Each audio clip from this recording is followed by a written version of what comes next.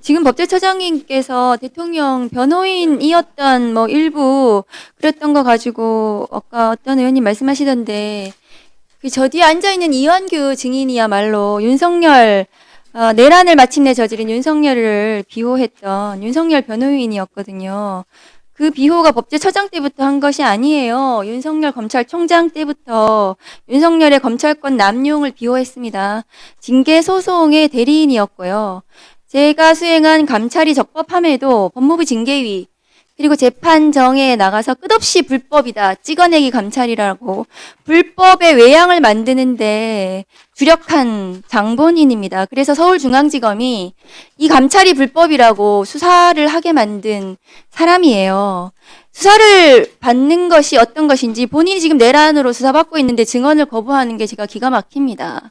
저는 핸드폰도 모두 압수수색 당하고 비번도 풀고 공직자로서 제대로 저는 의무를 다 했거든요. 저분 법제처장이라는 고위공직에 와서 법제처장을 하셨는데 여기 나와서 왜 증언 거부하시고 선서도 거부하고 저러는 건지 제가 이해를 하지 못하겠습니다. 지난 윤석열 정권 3년은 법제처가 내란 정권, 법기술을 제공한 내란 부역 기관이었습니다.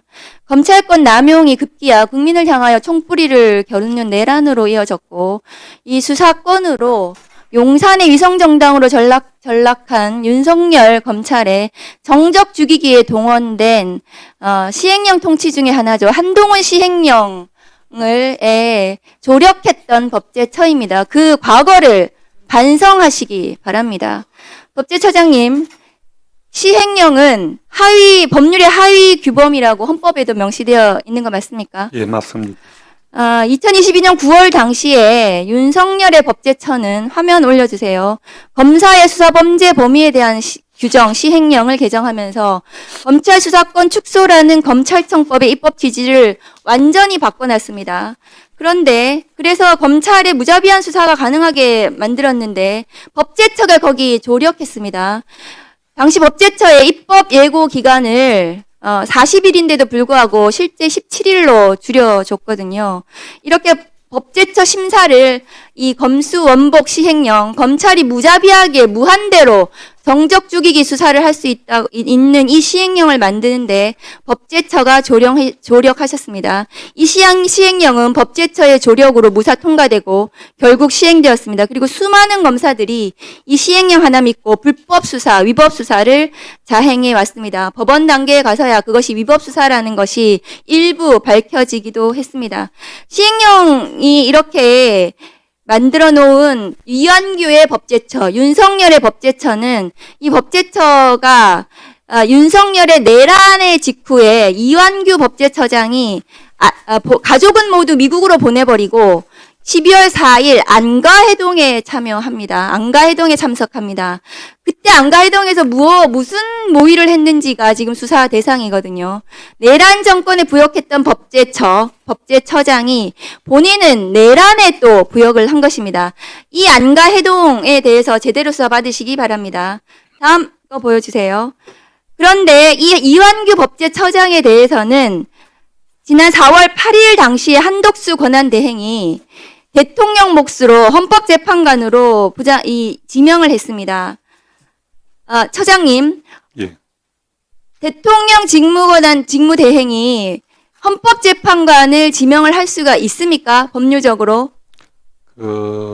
직무대행의 직무 행사 범위에 대해서 학계에서 이런저런 견해들이 있는데 아무래도 현상 유지 쪽이 다수설인 것으로 알고 있습니다. 그렇습니다. 그리고 헌법기관의 구성원을 임명하는 것은 현상 유지 범위를 넘어선다고 생각합니다. 네, 그래서 헌법재판소는 대통령 권한대행의 권한 범위에 대해서 한덕수에 대한 탄핵심판 결정문에서 권한대행이 현상 유지에 그쳐야 되지 이 권한 대행이라는 자리가 공직이나 지위가 새롭게 창설되는 것은 아니다. 이렇게 분명히 판단해 줬습니다. 그러니까 한덕수 권한 대행의 이완규 법제처장 지명은 그동안 계속 본인이 계속 해왔던 윤석열 구하기, 검찰총장 시절부터 했던 탄핵을 막기 위한 윤석열 구하기의 일환이었다고 저는 생각합니다. 법제처장님, 법제처장으로서 지금 한덕수 당시 국무총리가 현재 내란 방조, 나아가서 재판부가 적극 가담한 것으로 공소장 변경을 요구했다고까지 할 정도로 내란에 관여돼 있는 지위에 있었고, 그런 연장선상에서 아마 그 헌법재판소 구성원을 자신의 뜻대로 임명하려고 했던 것 아닌가 생각은 듭니다. 적절한 태도는 아니었다고 생각합니다. 네, 다음은 김기표 위원님 질의해 주십시오.